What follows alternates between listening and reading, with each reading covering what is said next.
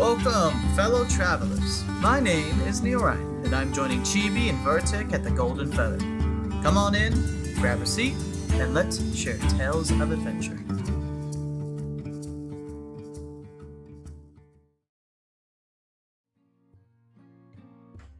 Hello, and welcome to the Golden Feather Tavern, where your hosts, Chibi and Vertec, discuss Ashes of Creation and important topics spoken about within the Ashes community. Every week, we invite you, the viewer, and a special guest to pull up a chair, grab a pint, and join the conversation with us. Today is the 3rd of August, 2024. We are on episode 218, Divine Crescendo. And the traveling bard joining us today is Neorine. How are you doing today? Hello. Oh, doing well. Can't wait to talk about some great topics, great news. Absolutely. And Chibi, how are you doing today, and what do we have on tap today? I'm doing good. I'm gonna probably be a little hyper. Just saying. Great news, everyone. Yes, we're gonna be talking about Bard. Lots and lots of Bard. Hello, Avoxia. Welcome in. We have Neorine, who I have yet to meet. We'll be talking about the Divine Order, but also we'll be talking about all of the Bard things that came out, the information that we've learned from that. But most importantly, who is Neorine? Neorine? Neorine. I do Neorine. Yeah, it's fine. Okay. Well, man, I mean, there's not much to it, really. I'm just a gamer like everyone else. That was once upon a time looking for a guild to join when Ashes of Creation interest had gotten peaked. Yeah. And joined some bigger guilds to see if that was the case that I'd like to be a part of. Wasn't for me too much. The big Zerg mentality just wasn't fitting well. Went to the smaller guilds, met some great people, but organization really wasn't there for me. So I pulled away, and finally I decided, hey, I know what I want. Let's do it. And here we are. Nice. I like it. So, do you make any sort of content? No, not personally. I don't make any content. But I do watch all sorts of game-related anything when it comes to obviously Ashes content. When it comes to just almost, goodness gracious, anything, any game that can catch my interest, and it's like candy for me. I'm just staring. Okay, that's fair. And what is the Divine Order, and what do you have to do with it? Oh man, the Divine Order. Well, made the Divine Order sometime in February 21. After, like I said earlier, and I mean the main goal is I want to try and find some quality members. We're not looking to be the biggest guild on the server. That's just not my cup of tea. And so finding good people to game with, not only in Ashes, but of course outside of it, like we're doing now. Getting a head start of things, theory crafting, looking deep into the lore, and anything you could think of under the sun when it comes to Ashes. This early, we're trying to look at, but we're trying to be a really quality guild that's tackling PvX content, and we're very, very interested in what the node system has to offer. So, okay. Yeah. I was gonna ask you, like, what's your focus as a guild? You said PvX. Is there any RP in there? Are you strictly non-RP? So it's not like we're going out of our way to non-RP or anything like that. It's just we haven't had that attraction in our members that have been coming in. That's not something that's just been brought up at all. So Very we fair. just kind of, we're not opposed to it, but it's not something we're going towards either. That's fair. Yeah, absolutely. And I was actually introduced to you by Desrevis. Oh yeah. So he apparently, like, for those that don't know, Desrevis is super awesome. He randomly took a few guild masters and just like threw them at me. I was like, "Hey, Chibi, here's some people," and they're like, some people. "Oh, hi," because I was talking to not only you, but I believe Avexia as well, and they were like, "Yeah." So Desrevis was just kind of like, "Hey, do you want to be on this show?" And they're like, "Sure." Yeah, why not? Why not? And I really like that because there's like a big part of the community. While I have known a good part of this community for a while, there's Mhm. still a bigger part I feel like that we've yet to get the ability to meet. And I'm excited to like sit and learn more about the Divine Order and your thoughts on Ashes. Oh.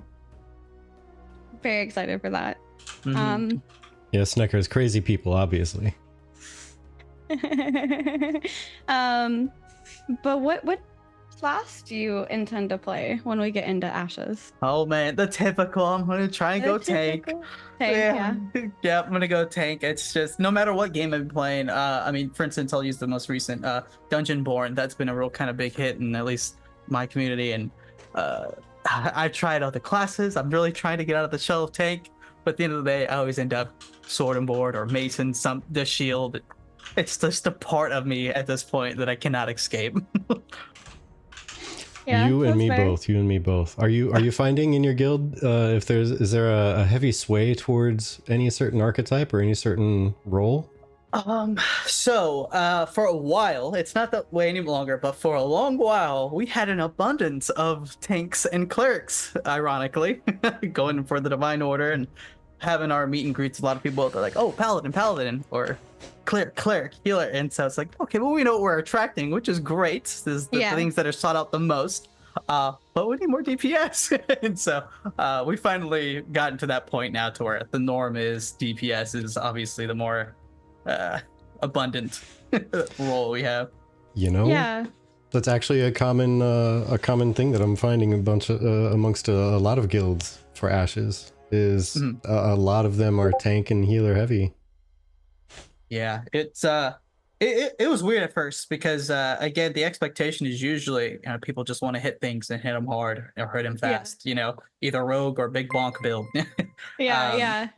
So having an actual the offset come in, it was interesting. Great people, glad to meet them, but at first, it was starting to look like, oh man, are we gonna have to go hunting for our DPS? This is gonna be a little awkward.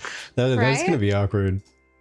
Yeah. I mean, that being said, I feel like what a class looks like right now versus how it actually plays is very different. For example, I was recently chatting with Lloyd and Anduin and Jamie, and Jamie's thinking maybe he might go fighter. Like, there's a lot of really interesting things that, like, when you look into it, I mean, this morning Pockets was doing a deep dive on Ranger and like kind of coming up with these different metas that you could potentially do and like how it actually works, the way that they're expressing it and being like, well, actually, it looks like you can apply 2 marks to this person. You can do this with that kind of mark. Yeah.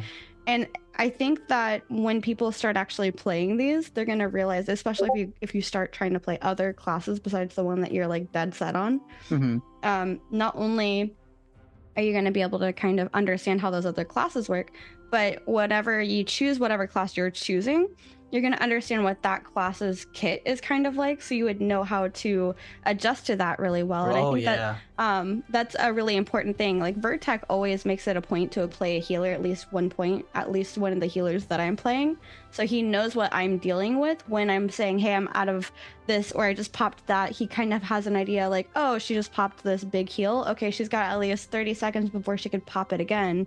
So from the last time she made that call, I have to be prepared to like keep myself alive for another 5 seconds before she can put it on me again. And I think that's really, really important, especially in our guild play, in our party play, just really understanding that kind of stuff. So how are you guys going to progress as a guild into building those dynamics? And do you guys have access to Alpha 2? Yeah, we've got a large portion of the guild, I'd say a majority, into Alpha 2. That everybody that we have currently. Yeah. We have a few that are sitting as an associate tag, which is, hey, don't want to commit to anything guild related, like responsibility wise. I know I want to be in the guild, but I'm gonna go do my thing until Alpha 2 kicks off. Nice. And so, not even counting those guys, we've got a good amount jumping into Alpha 2, which is good. But tackling that dynamic of who's gonna play what, or how are we gonna know what's what? I'm very Discord tech savvy. I'm all over the place with that thing, and I love messing with all sorts of stuff and learning the new things that it has to offer. So there's some things that I'll like to mess around with and kind of convert into some sort of like database. It gets real nerdy, but I love it.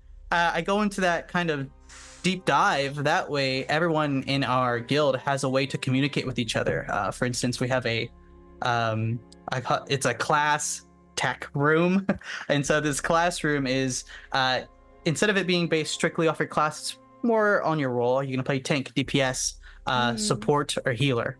And so based off those 4 categories, no matter your class, because my God, there's a lot that you can dive into, you can fit into at least one of these categories and have a conversation about, hey, the X, Y, and Z is happening, or however the conversation wants to go, it can go.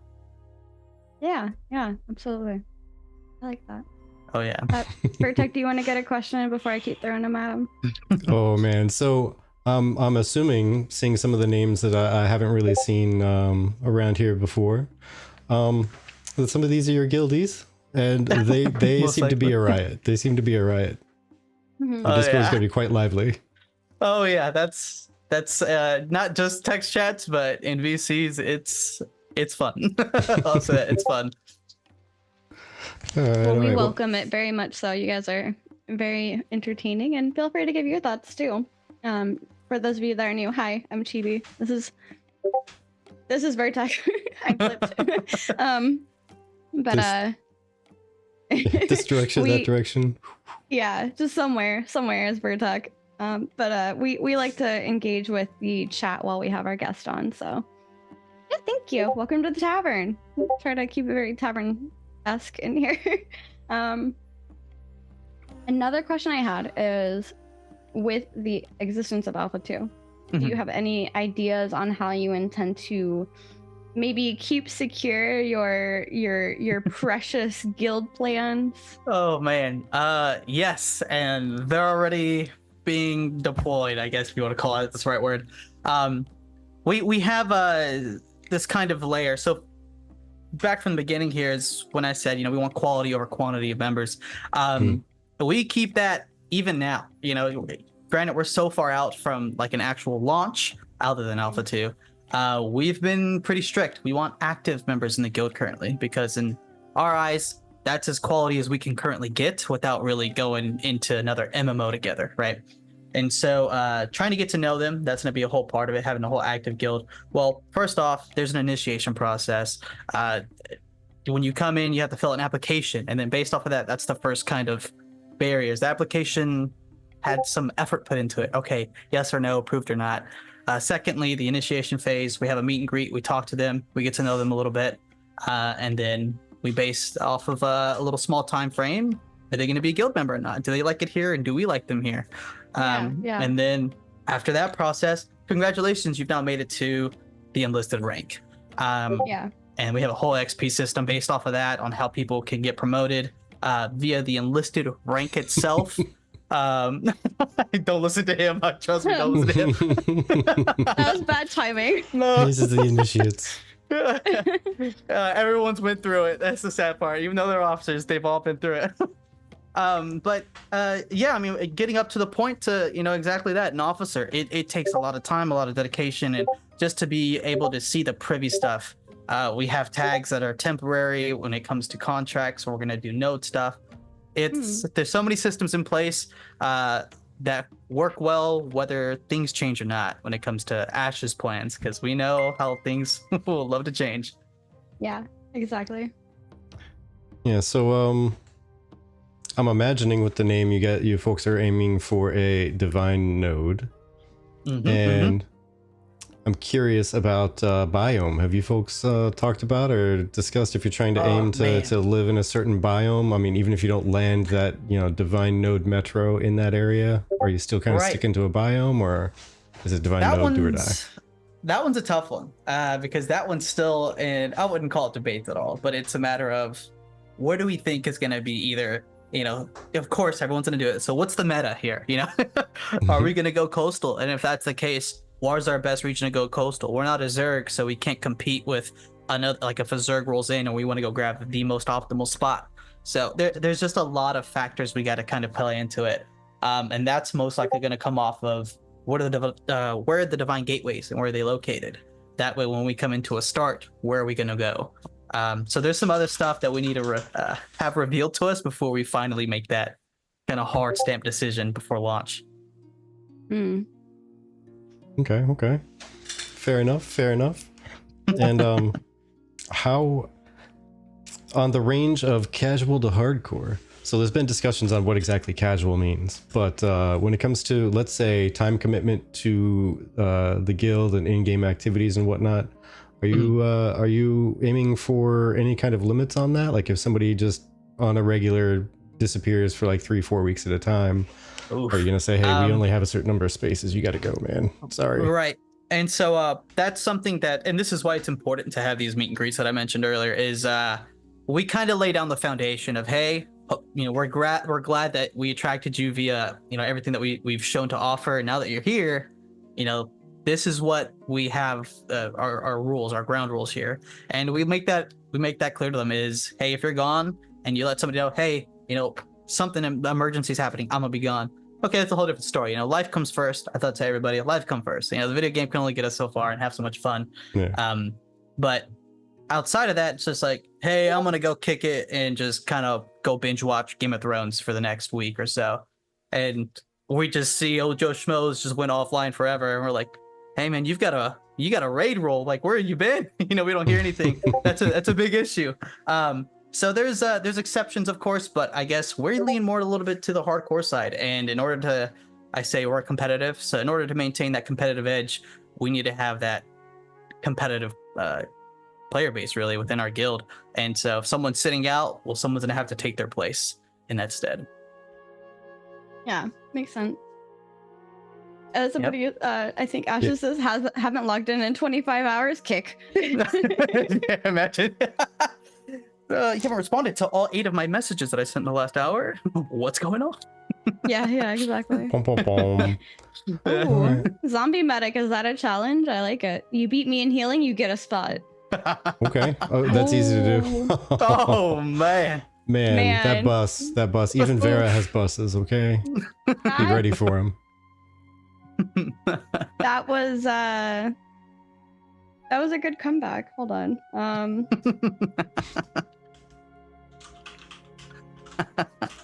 And yeah, apologies about the Discord pings if anybody was confused. I forgot to set myself to do not disturb. I think unknowing note should be a bard, because that was some vicious mockery right there. Oh my god, vicious mockery. Speaking of bard. Oh yeah. So so before we move into the main content of the second main content of the day, would you like to drop any words about your guild and or what you do in it or what you need in it, any upcoming events, etc.? Oh man. Well, I mean, active members, really. We want people who are active in the community. We don't want people who pop in every week or so just to say hi and then never show their face again. We want to be an active guild, a guild that makes an impact. We're not looking for all the numbers, but that's the point. We want to be, everyone knows each other's names in here. So if that sounds like your kind of deal, then we have a place for you in here. So feel free to join in. Yeah. Fantastic. Well, Chibi, what are we going on into first? Actually, I was gonna ask Neorine. He does lead a loop. Do you want to talk about the preview where they were kind of showing us off the different skills? Do you want to talk about the actual bard combat itself? Yeah, so it was great to. One thing that I want to appreciate the devs for actually doing this time around is giving somebody else the controls to play the show of our bard. At the start we definitely saw what the skill set was, but seeing it in combat and seeing it live in action, you can only theory craft so much in your head until it starts to play out.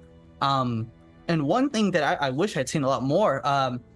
The directional slide of the bard. I mean, awesome choreography of him doing the kind of knee slide of, but they seem to be a menace on the battlefield. The buffs, the debuffs, the heal over times, and then of course if you're just sliding everywhere so nothing can hit you. I mean, they seem to be definitely a menace on the field. But certainly, what an ally to have to support your bard. I'm sorry, to support your cleric. Goodness. When it comes to not only assisting in the heals over times and things along those natures, but with the mana regen. Oh my goodness. The times I was looking at the mana bars and finally seeing some regen happening, kind of wipe the brow, sweat off the brow kind of thing. It was great. The bard has a lot of utility. I can't wait to see it in PvP. Yeah, exactly. But did you want to start with talking about the preview, or did you want to start with like the part where they're showing us the fighting? Ooh, let's start with the preview. I think the preview is good. Okay. So with the preview, I feel like this time around it took a little longer, but as you mentioned, Bucky is actually the one that played the bard later on. They hot swapped seats, Steven and Becky did. But how do you feel about just the pacing at which they showed it, and do you feel like they did a good job of showing off like the example of what all the skills do and explaining them? Yeah, I think they nailed it. From what I can remember, I don't think they showed like just like a slight few onesies, twosies, but I mean, I didn't have any questions after they were done. I understood what was going on when they were going to go into combat. I know it was going to happen. So they did a fantastic job showing that off. Yeah. Your thoughts, Vertec? Sorry, I was fixing the chat on the stream there. Oh, okay. What was your specific question there? I apologize. I was asking. It's okay.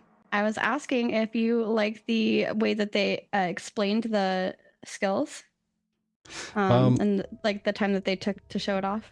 Yeah, absolutely. I think they've gotten better and better over the years, right? And this, the way they did the bard, as in the past couple, honestly, I think they did really great. Like highlighting, putting the mouse over the thing, letting people get a little snippet idea of the actual skills tooltip, and kind of showing what it does, walking through it and explaining it, even down to their Ashes specific custom terms, things like staggered and tripped, and what they mean and what they do and how they escalate from one to the next. It was actually really great. Yeah, I agree with you on that one. I do actually really like how they have, we even saw some of the terms as your experience, Vertec, playing the tank during the Node Wars testing. They have some of the same terminology, so you kind of already get an idea of what it's doing, especially with the humiliate. And he throws the tomato. I just love that. And it kind of helps with recognition of like, oh, okay, this also does a humiliate. So I know what that does, because you humiliate when you're tanking, and I can also do that too. And it's really neat. And I'm gonna actually put this out there.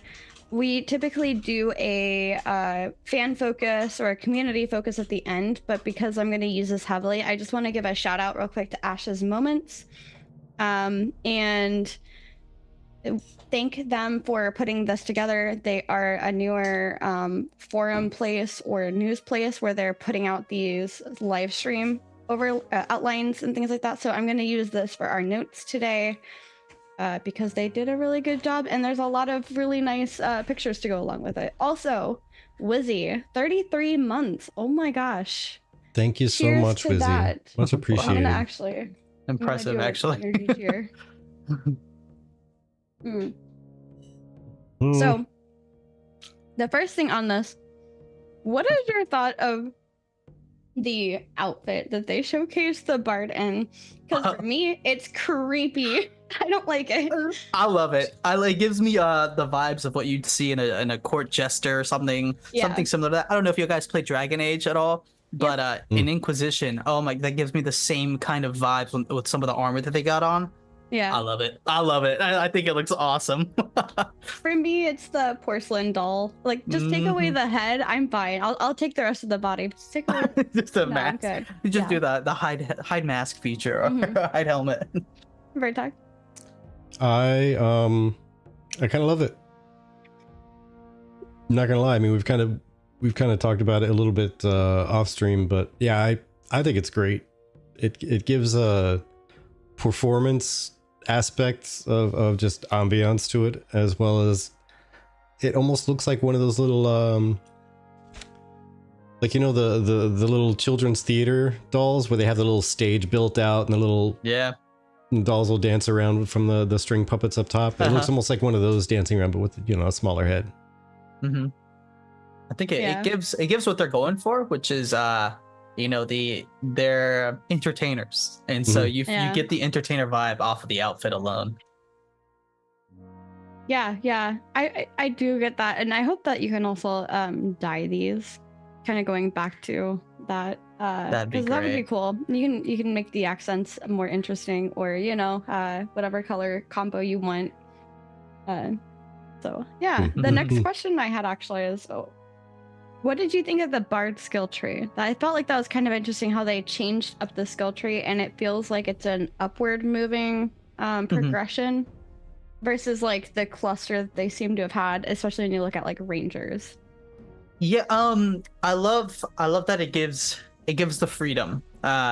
Being shoehorned into something's kind of, you know, it doesn't feel so personal to yourself, or hey, this is my kit, check it out. In comparison to, you know, having the shoehorn version of, I took this one thing instead of that one thing, so kind of a big deal, you know. It's doesn't give the same creator vibes to it.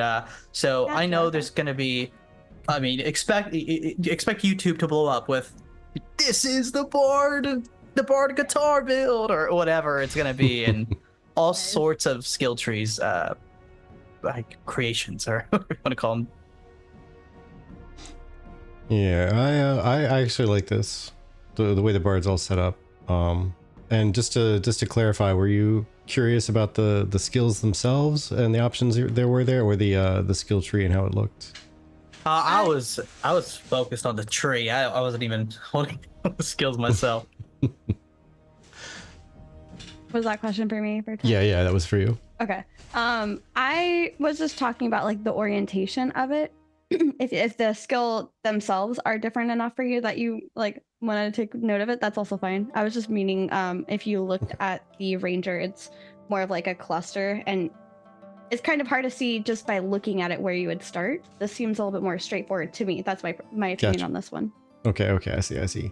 Then yeah, I like it. It's got that from the bottom up that I'm used to seeing in a lot of games. From the bottom up or the top down. Either way, it starts in one direction and branches out the other, it seems.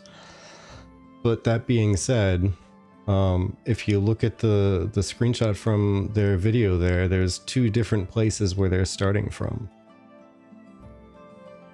There's the top section and then the bottom section as well. Oh, okay. I didn't know you can start from the top. See, I would naturally start from the bottom because it's filled out on the bottom, but not the top. Yeah, that's what it looks like anyway. Because again, from the node wars that we were able to take part in and talk about, the arrows would be white before it was actually utilized, like the connection was made between the two, and then when the connection was made, it would turn orange. And you see, like on the bottom part of that screenshot, they took all those skills at the bottom, and then on the top, so then on the top you see the two on the far left have orange lines going up to the one in the middle top.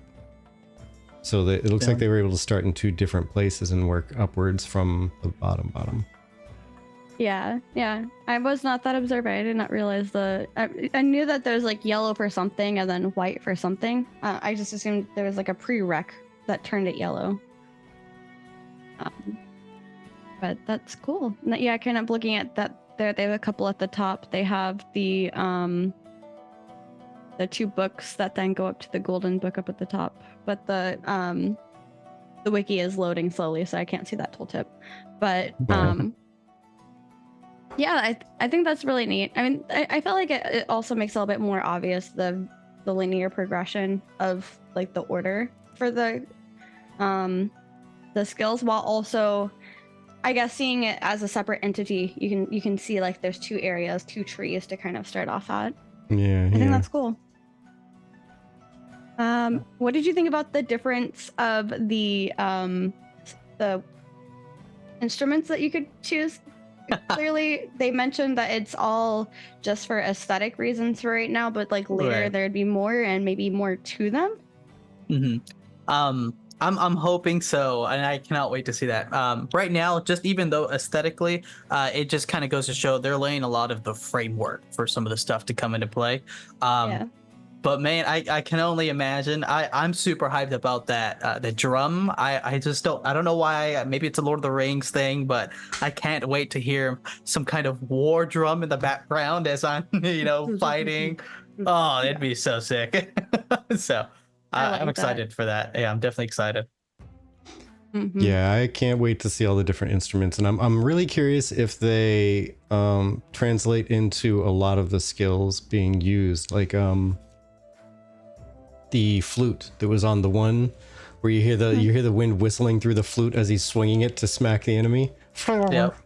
I wonder if like if they choose, say, like a lute, if there's going to be a crash of strings when they smack somebody. That is going to be funny. Oh my gosh. Or great. like a drum sound, just a terrible drum like ripping a sound or something. That's That'd hilarious. be awesome. Yeah, that would be awesome. You also see like the placeholder text there says passive effect or ability type under each. So that tells me that there's more planned with those, but soon TM to find out what they are. Soon TM. Yeah. Now, going back to Flourish, I just want to bring that up because for me, it was interesting because, again, coming from other games like Final Fantasy XIV where there's a bard, Flourish means something else. I think that was actually a part of the dancer class. And so hearing the word flourish and then seeing something else associated with it, I was like expecting it to be like a finisher, but instead it's like this knee slide across the ground. But I don't know about you, but I liked that it was not stuck in a direction. We were watching this together in Discord and they had to point it out to me that you could just move wherever you wanted to while you were flourishing. What are your thoughts on that? Oh, I'm loving it. So what I see out of that is it'll prevent a lot of gamer rage. For instance, let me get out of this AoE, and as you start your slide, another one pops in front of you, and you're like, well, there goes my there goes my slide. Instead, it's whoa, let me go left. And it gets the player, I think, that much more engaged into their gameplay. I love it. Yeah, and Bregram says, I love that it will ignore collision. Bertek, what are your thoughts?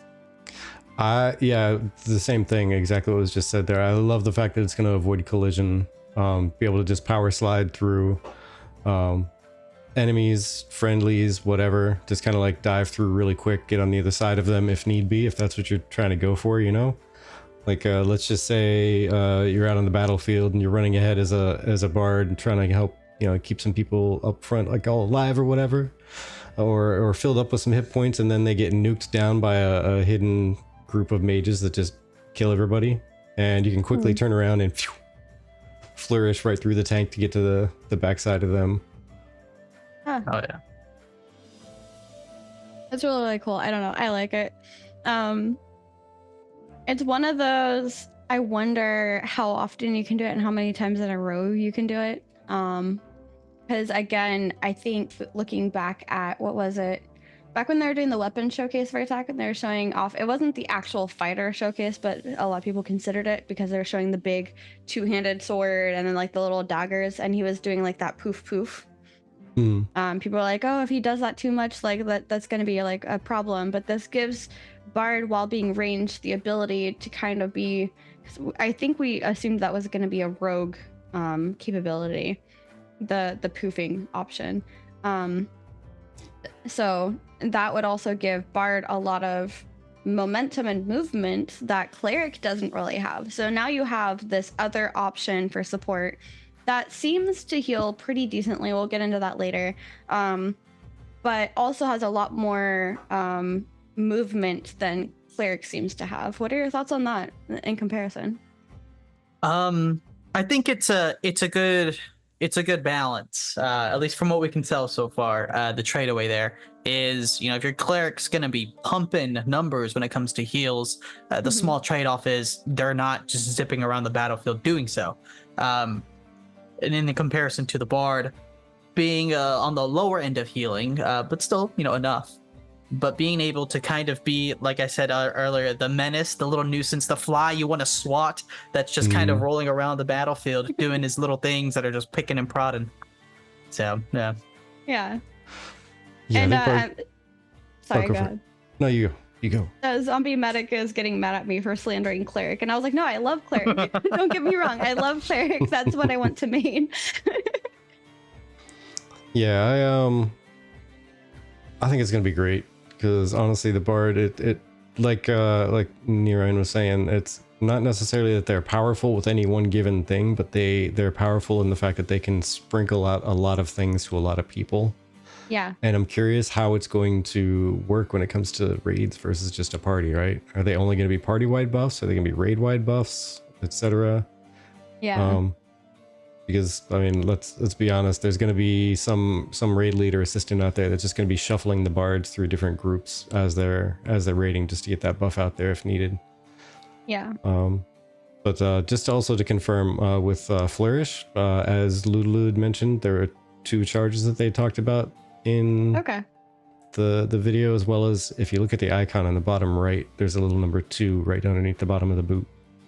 I'm going into the wiki, which, by the way, I put the wiki out there for those of you watching later. Those will be in the description below. But interesting. Sorry, I'm seeing some interesting stuff on the wiki. It's like moving slightly. There's the boot. Okay. Yeah, I see it now. There's like a tiny little 2. Okay, cool. I like that. That's really neat. Yeah, it looks like the only one with multiple charges that I can see. Yeah. But that brings me to the healing that Bard can do. And they showcase Bard being able to heal. We'll go into more of like the actual party thing. But there was this really wide buff, and somebody actually asked in chat our thoughts on the range of those buffs. But there was like this ability to not only have 1 melody, but 2 that you could do at one time to do mana and healing and damage done and damage taken. What are your thoughts on that? I think over time, the one person we'll see the most patches for would probably be the bard so far. There's so much with the bard kit. And that's just Ashes in general. It's gonna be a balancing nightmare, I feel like. So hopefully they nail it on the head. Yeah. It's gonna be super interesting to see how the bard evolves. As you say, testing is gonna be required, and it's gonna be a very fun and interesting test along the way, just as people find ways to break it and make it, OP or whatever in different ways, and Intrepid's gonna have to find ways to fix it. But again, with the party versus raid buffs, it could be interesting to see people like twisting different songs to get the most benefit for the entire raid type of thing. Yeah, that's fair. I liked the different options that they had. What I liked especially is the different representations of Bard within one giant thing, because that was the one thing that we talked about this last Tuesday. We had our tavern talks. If you missed that, you can go catch that on our YouTube, where we talked about the history of Bard and what we were expecting to see. Ludolu actually joined us with his perspective for Lineage 2. And I was actually really decently impressed and surprised to see the dancing, the music part of it, the spoken part of it all incorporated, and in kind of not segregated ways, but kind of enhancing your other skills kind of ways. And I thought that was really, really neat. What are your thoughts? Did you expect more of a choose your style of how it gets performed, or do you like the way that they ended up doing it? I definitely expected a, what's your entertainment style? For instance, am I going to be a electric guitarist kind of style, to where they're fast, they're real zippy and that kind of thing, compared to I'm the drum guy and I do a lot at short burst. I'm pumping stuff out. That was my expectations for the bard, but the way they've done it, they've done a really good job of kind of blending that together. And you, as a player, now going up to your finely crafted skill tree and choosing how you want that to be played. So, yeah, I think they did a good job displaying that. Yeah, I agree. Yeah, it makes me wonder how they're going to, or if they're going to, rather, I should say, if they're going to make the instruments to have some kind of an actual effect on what you do. That way, if if you see somebody banging on drums, that they're probably got this little specialization going on over here, because it would almost make sense, but it also would make sense to not do that, because it's not necessarily the bard's instrument that should decide so much as what they're doing. Right. True. But plus, anybody can have whatever instrument they like, and it's just fine. Let them play the way they want to play. If it's something that's not really gonna have an impact, or doesn't really need to have an impact, then why make it? Yeah. Right. That's a good point. I think. Go ahead. Go ahead. I was gonna say, I think it's and this is something that we gotta keep in mind, and I definitely wasn't. It's their weapon choice too comes into play. That I kind of just forget about because of I don't know why, but I don't see a bard wielding a great sword in my head. But weapon choice is gonna play, I guess, a factor into that too. But I'm curious as to how much of a factor it'll play. Yeah, and I mean, that's another thing that we talked about on Tuesday, right? There's in D&D, there's College of Swords, right, where the bard is a lot more DPS oriented. And so I'm wondering, because again, I forget how it's done in Pathfinder. I don't think I've ever actually played a bard type of character in Pathfinder, but we know that Ashes of Creation is based off of Stephen Sharif's homebrew Pathfinder game. So I'm curious to see what daggers will do to this game. I'm curious to see what swords or other things besides a book will do to this bard class and how that's going to affect it. But yeah, I don't know.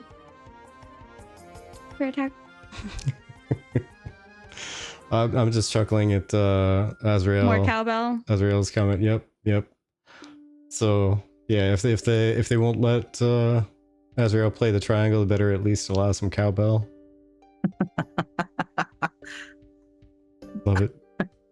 The other thing I wanted to talk about, this is the thing that I was struggling to remember during our chat in Discord, but the skill for the shielding dance, where he's kind of like doing a stomp and then like dancing, and it's like putting these shields on his allies. That reminds me of the Tahitian warrior war dance, where it's meant to be kind of like this like terrifying like I don't know how to explain it, but like what they do towards their enemies to like make them nervous. It kind of gives me that vibe a little bit. The haka, I think it comes from maybe, yeah, but yeah, intimidating. I like how intimidating it seemed. Okay, Nair, you got it. I'll add it to the list later. But Brad wielding a rapier makes sense in my head. Would be cool to see how the archetypes will be with the bard. Yeah, I agree on that one. It's just see people like fencing. On guard, you fool! Just get. Oh my gosh! Those RPs gonna go insane. Oh my gosh, I love it. What short sword dwarf? Oh my gosh! Raid from Loreforged. Welcome in, Loreforged and Company. Welcome Thank you for stopping by here. Yes, thank you. We are talking with Neorine from the Divine Order about Bard and our thoughts on it. So I saw you guys were talking about Bard too. What did you guys think? Did you like Bard? Are you excited for it? I'm going to tell you something that I haven't really told many other people outside of our Discord. Bard makes me consider... Actually, it went from cleric bard to cleric bard. They're both contenders at this point. Oh, man. Bom. Oh, yeah, it's nerve-wracking. Yeah. I've had some Big people with that too. Win. Don't say it. Yeah, it is making me think twice, but that's why I wanted, like, that's what Alpha 2 is going to be for me. I changed my mind from doing, I'm going to just test all of Cleric first and see which one of Cleric primary, secondary I like, to I'm going to test Cleric and Bard and see which of those two I like, and then compare their secondaries against each other. Who knows? I might like Cleric as my primary single focus, but I might like Bard Cleric as my primary AoE focus, like alt kind of thing. So I'm really excited to see how they play together, because I know I want something to do with Cleric. I'm a healer primary, you know. So yeah. So here you go. ahead, sorry. What do you think about because it was kind of brought up talking about the book, right? Yeah, sure, we can bring that up now. Oh, did you have a plan for bringing that up after something else? We just have the section for later where we talk about the community topics, but if you want to bring it up, Okay, go for it. That's fair. That's fair. AV, if you want to add that to the question list, we can bring that up later. We do have them segmented out because we just trying to, I don't know. I'm feeling embarrassed now. But yeah, the Tahitian dance is really, really cool, and I think that it could be a nice addition. I also really like the clock. I wanted to bring this up because someone else in chat, I was already going down this route. Bane says probably won't play it, but I love the animations. Looking forward to group play with bards. And speaking of the animations, the clock animation was 3D, dude. Yeah, That was awesome. yeah, that was great. That was awesome. Yeah, Not your I typical- saw it. And I was like, Chronomancer. Oh my god. Yes. Not your typical 2D little decal that just kind of hangs out there no matter what, no matter which direction you're looking at. That was bananas. I am curious to see how overwhelming it's going to be, especially in a raid, because some of these are pretty large. We saw they even showed us later with the castle and then the dragon. But overall, did you like the animations? Did you find them overwhelming? Did you find them underwhelming? Did they match exactly what you were thinking for it? Oh man. Let's see. When it comes to the animations, I think everything other than, and they even said they're working on it, what is it? The Bardpocalypse animation, I think it was called. Yeah, Apocalypse, everything. Yeah, the small animation for that, I was just a bit underwhelmed, but everything else, I was okay. This fits the bill pretty well when it came to their animations. 6 months. Thank you. Thank you so much, and cheers to you. Nice. It's appreciated. Yeah. Gonna get the name wrong, so I'm just gonna say Bum. Thank you, Bob. Prost, indeed. I thought it was Bumbichi, maybe. I might be wrong. I'll turn tomato for you. I'll be wrong on your behalf. That works.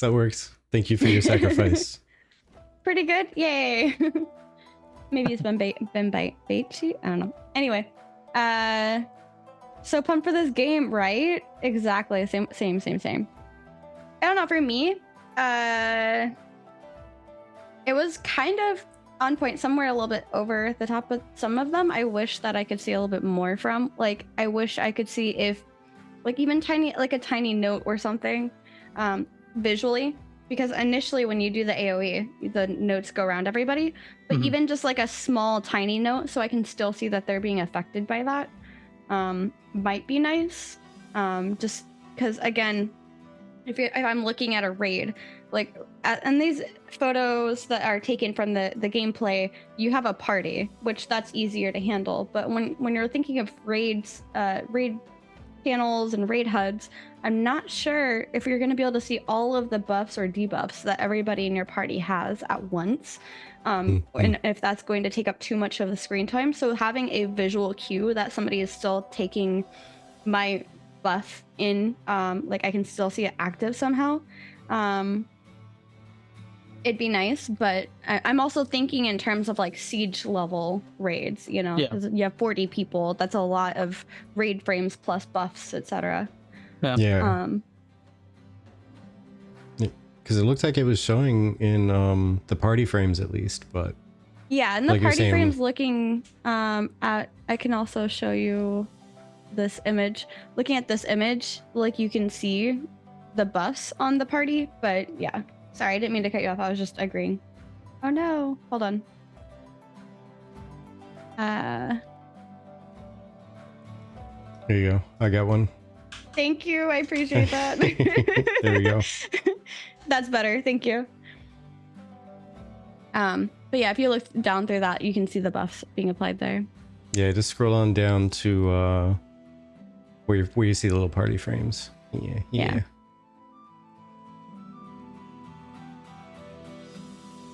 Ah, that's really cool. Thank you, Dare. I appreciate that. Oh my goodness. Only see by party members is for the AoE effects. Yeah, I was just worried about like a raid, right? Because that's a lot more. Like I don't know if you've seen their raid frames. Look back at the Node Wars. Look back at the Caravan streams. You'll see what I'm talking about for the raid frame.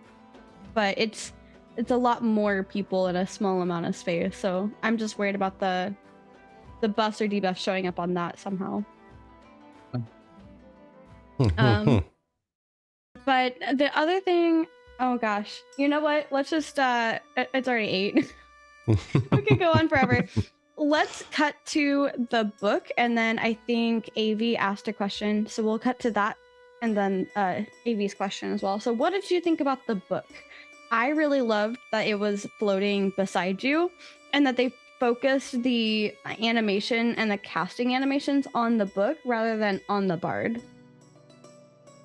Yeah, I would agree on that. I think if they did a bit more, like too much with it, it would have been distracting. There's one thing, I guess if I'll call it a gripe as anything, is how big that book is. That is a big book. Yeah. That thing holds ancient knowledge on how big that thing is. It is a little bit comical in my opinion because of how large it is. If they just dial it down a bit, I think I'll be in love with it.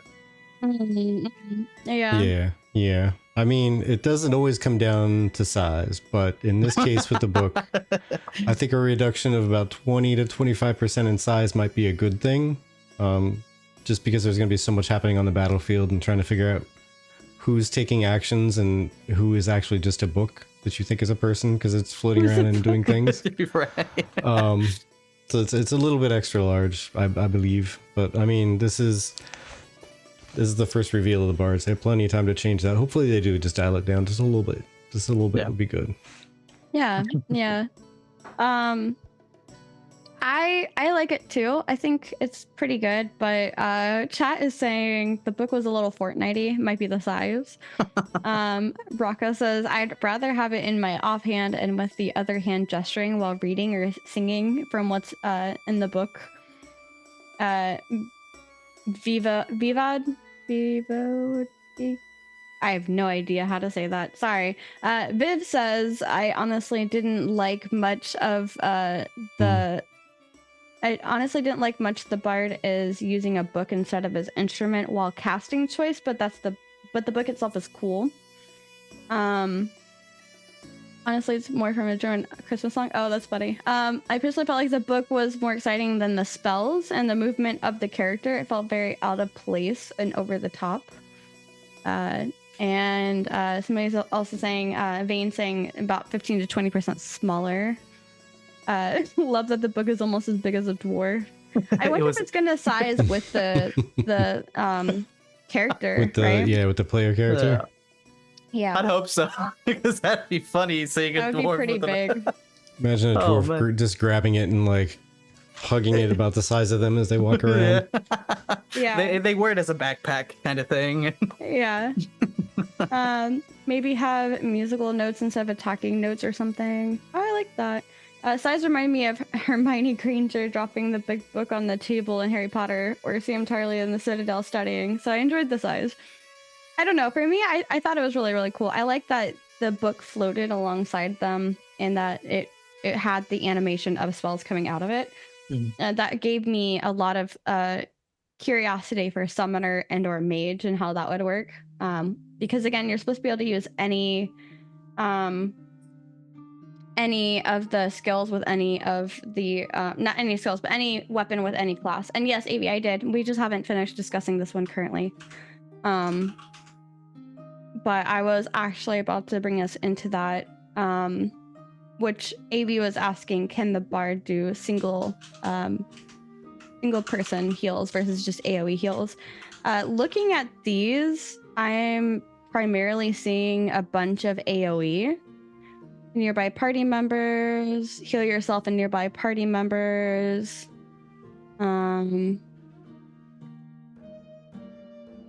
Nearby party members. Yeah, I'm mainly seeing AoE, but honestly, they didn't really go into everything on the tree exactly. And there's a lot that can change from now and then. So I don't know. It would be kind of cool if it was something like there's the ability on there to make it so that you can oh yeah, there's one. There's the lovely Serenade. Target ally is healed for 150% damage. Is the one that looks like a rose on the icon. So that one is single player.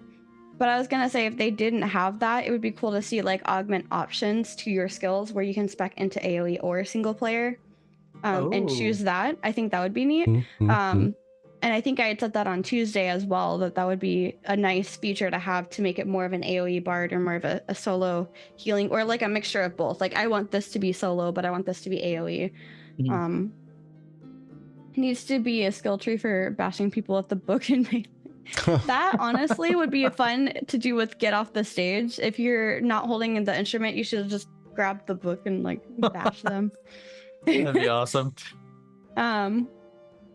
Quick Wit is also a single target as well. Quick Wit.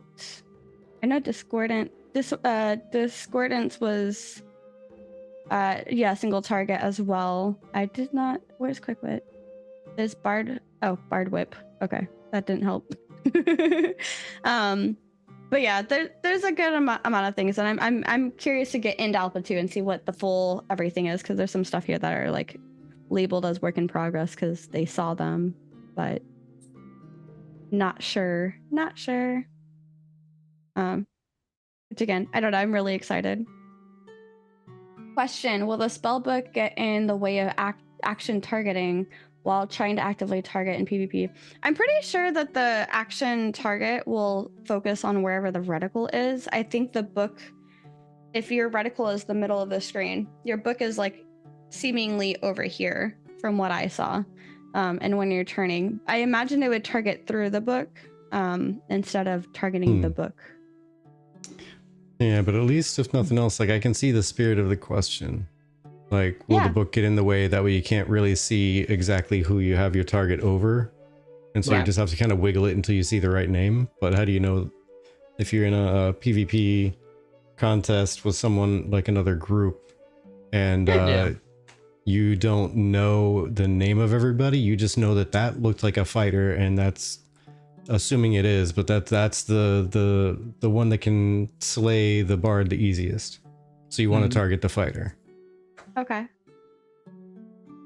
Are we talking about then like the animation being slow that it's causing that problem, or just the floating book in front of you, so that the target reticle might be like right where the book is if you're zoomed in a specific way or a specific depth? Right, and you're like you think you're hovered over the fighter, but he's just a frame out of it, but you couldn't tell because the book was in the way. Yeah, that's a good point. I think also by not only making the book a little smaller, like you guys keep mentioning, but I feel like if that's a problem, the animation of it following your character as you turn could be probably quickened. So that way when you're turning, it's kind of staying with your character as you're turning.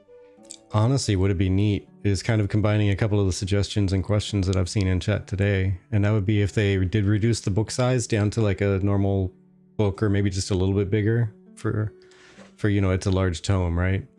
But if it's hovering a little bit off to the bard's left side and their hand was kind of hovering near it, like they're trying to actually read from the book to make things happen. Oh, that'd be neat. Yeah. And then they could have their instrument in the other hand or something.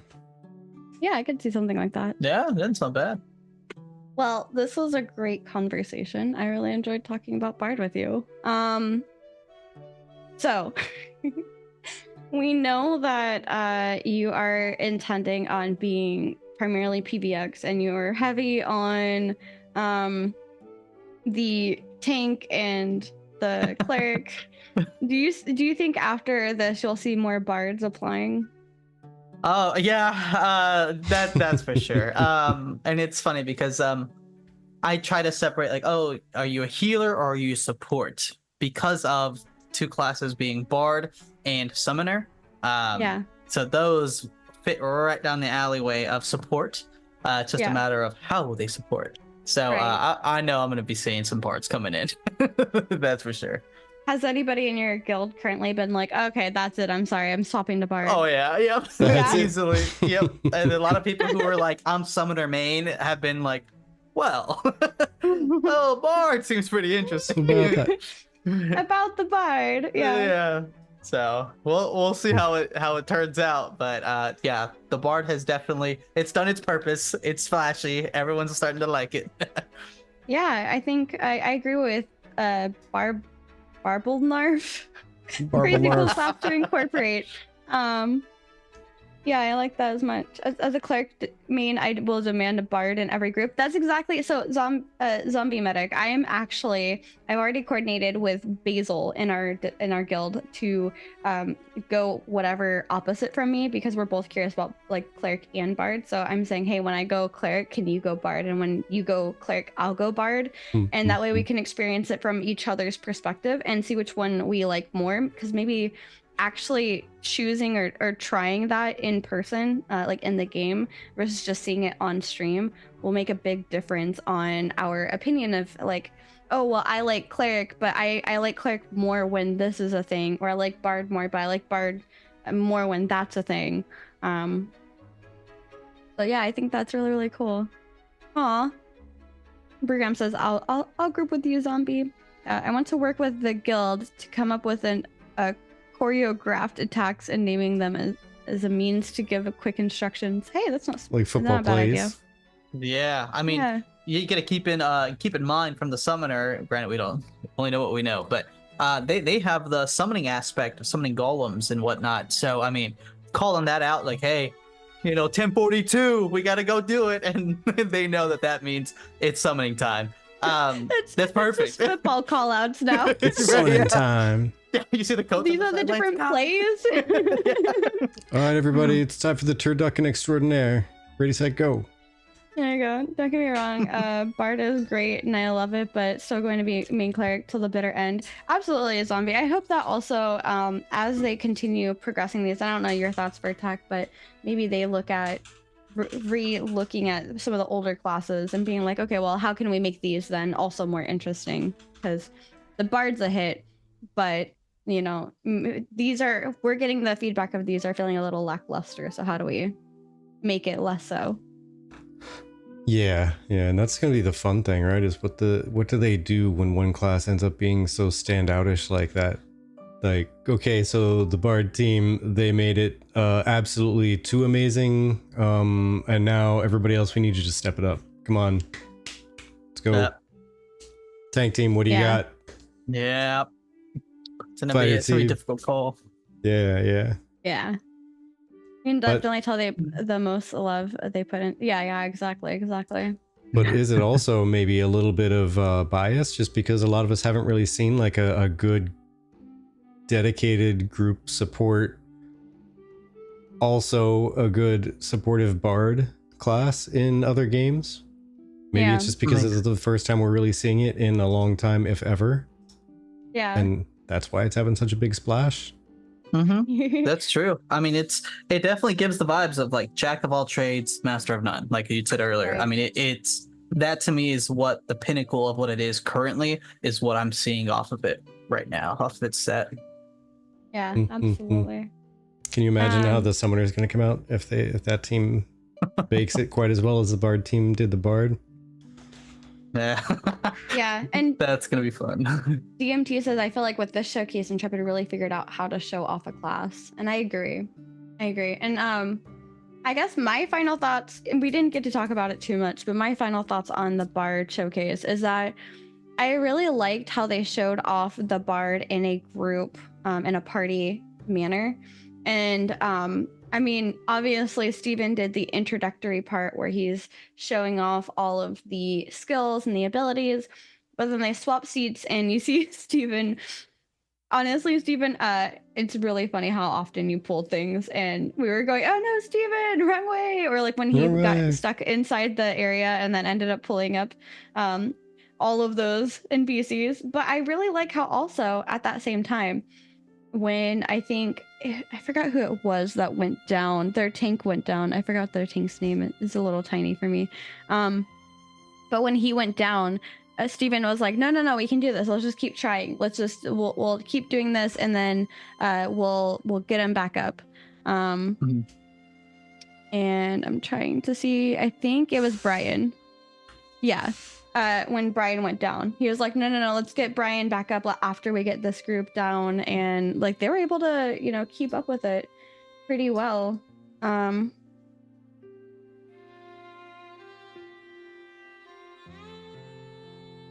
But yeah, I don't know. I don't know what your thoughts were on that, but that was my overall thoughts, like the way that they showed how it can handle like a party environment. Yeah, it looked good. It was good for I guess especially what we're used to seeing of, oh, here he goes again, and here's just the typical. It wasn't that case. I mean, there was one case, but other than that, it was definitely something you'd see of a normal gameplay group going in and doing some stuff together, not knowing the environment, not knowing what's going to happen, even though I'm sure they did, but they played it off very, very well. Yeah. It was very chaotic, but it was very fun. Yeah, definitely. I love the chaos. It's great. I'm a fan of just how varied everything is. Like you could choose so many different ways of going about just your everyday bard configuration, change it up a little bit when you go into a party that's doing certain types of activities. If you're the only healer, they were talking about like light content and whatnot, going out just kind of adventuring around and doing random like questing and whatnot. Bard could absolutely be your sole healer. And then if you're looking to go into something a bit heavier, then you need to find a cleric. But yeah, just change up your spec a little bit there depending on what you're doing, and just have a wild time about it. It's gonna be really hard for me to not have alts during this, because you know that they created this so that way you to kind of keep you from wanting to do alts as much.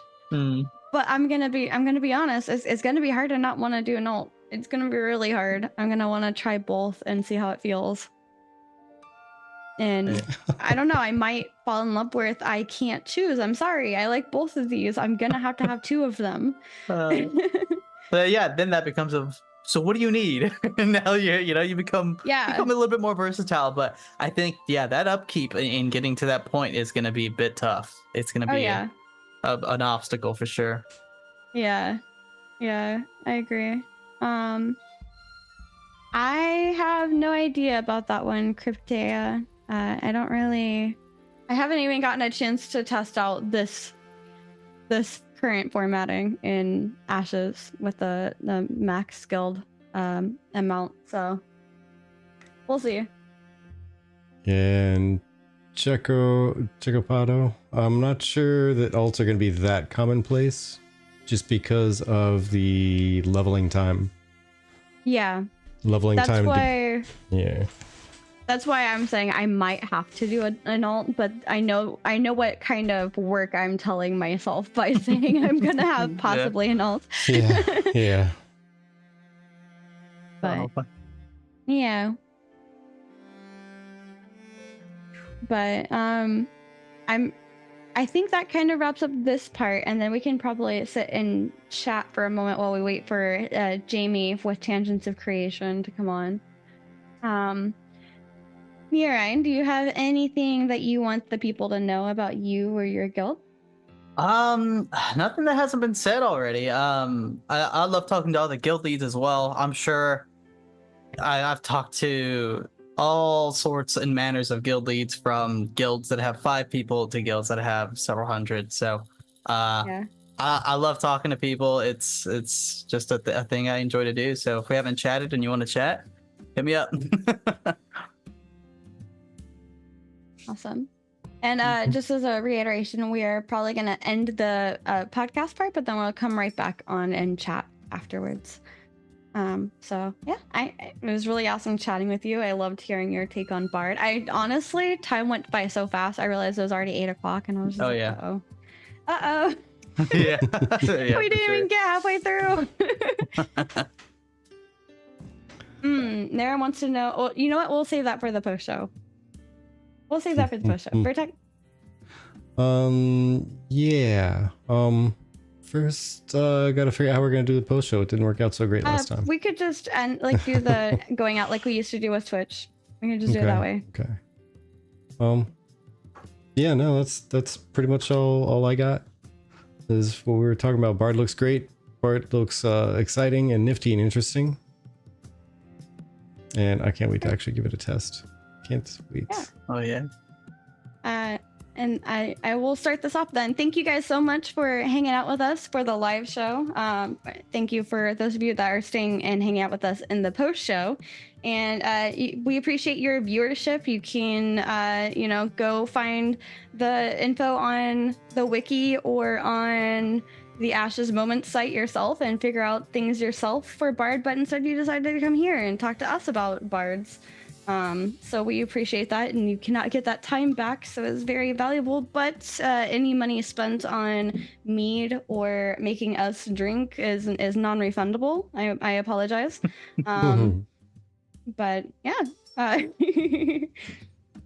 Vertec, anything else you want to add? No. Thank you all for being here. Much appreciated. Oh yeah. Oh hey, Adios. check that out. We could go ahead and start the raid over actually, since they're coming on live right meow. Sure, we can do that. Well then, real quick, I just wanted to I was trying to do a little bit of a post-show chat, but Nara wants to know, Neorine, what your favorite deity is, since we're just going to raid over. I'm sorry, say that again? What's your favorite deity? My favorite deity, so far from what I know, would be Shoal. Gotcha. That'd be the go-to. There you go. The truth. Got Shoal's truth. eye. By the power of Shoal? Yeah. The holy smites. That's what I want to see. Love it. All right. Well, we'll kick on over to I'll get this raid started. We'll kick you guys on over to Jamie Chaos and Annie Lee's for their Tangents of Creation podcast. And I'm not entirely sure what they're going to be talking about, so let's find out together. Talking about everything. All right. Yeah. All right, everybody, thank you so much again for hanging out with us. You don't get refunds on your time, so thank you for spending it here. Everyone have yourselves a great day, and we'll catch you around next time. Bye. Bye. See ya.